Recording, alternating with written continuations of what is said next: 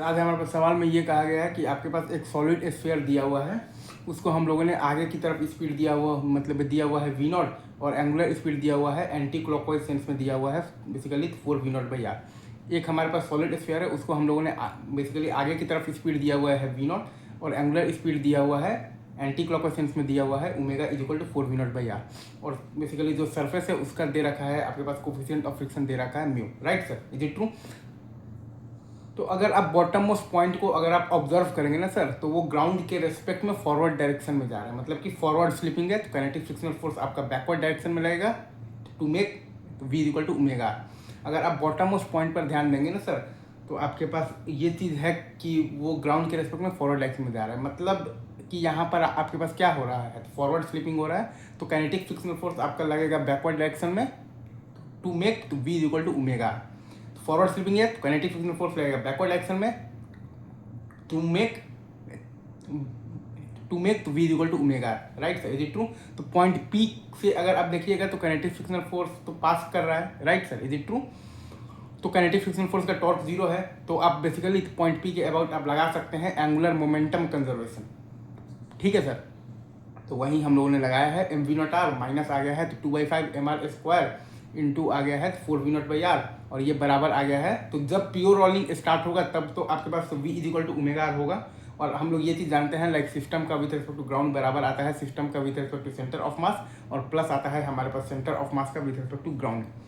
System का with respect to ground हमारे पास बराबर आता है सिस्टम का with respect to centre of mass, और फिर प्लस आता है हमारे पास सेंटर ऑफ मास का with respect to ground. Again मैं फिर से बोल रहा हूँ, सिस्टम का विथ रिस्पेक्ट टू ग्राउंड बराबर आता है सिस्टम का with respect to centre of mass, और प्लस आता है सेंटर ऑफ मास का विथ रिस्पेक्ट टू ग्राउंड।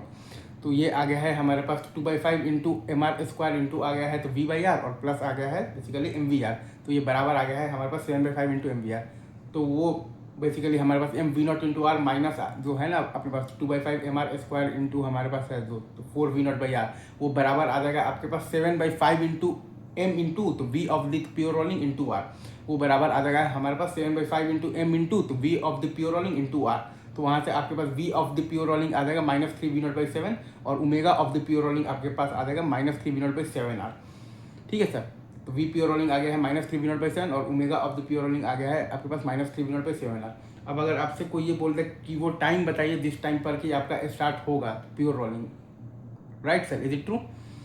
तो आपका बेसिकली चूंकि यहाँ पर आपके पास फॉरवर्ड स्लिपिंग है तो काइनेटिक फ्रिक्शनल फोर्स आपका बैकवर्ड डायरेक्शन में लग रहा है to make v = omega. Right sir, is it true?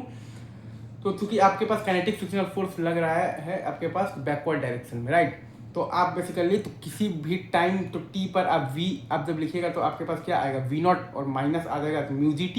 Right sir, क्योंकि आपके पास काइनेटिक फ्रिक्शनल फोर्स लग रहा है बैकवर्ड डायरेक्शन में, तो किसी भी टाइम t पर v आपके पास क्या आएगा v0 माइनस μgt, और ये बराबर है आपका बेसिकली तो ओमेगा लिखना है तो बेसिकली ओमेगा = आपके पास अल्फा t आता है, तो अल्फा आ जाएगा आपके पास टॉर्क बाई आई। अल्फा होता है आपके पास टॉर्क बाई आई, तो अल्फा = आता है आपके पास टॉर्क बाई आई, तो म्यू mgr और बाई आई है आपके पास 2/5 mr² इंटू टी, और माइनस जो आपके पास बेसिकली ओमेगा नॉट है इनिशियल ओमेगा जो आपके पास है 4v0/r, ये है आपके पास omega at any time t into R. तो यहाँ से जब आप निकालिएगा तो टाइम आपके पास आ जाएगा 10v0/7 μg।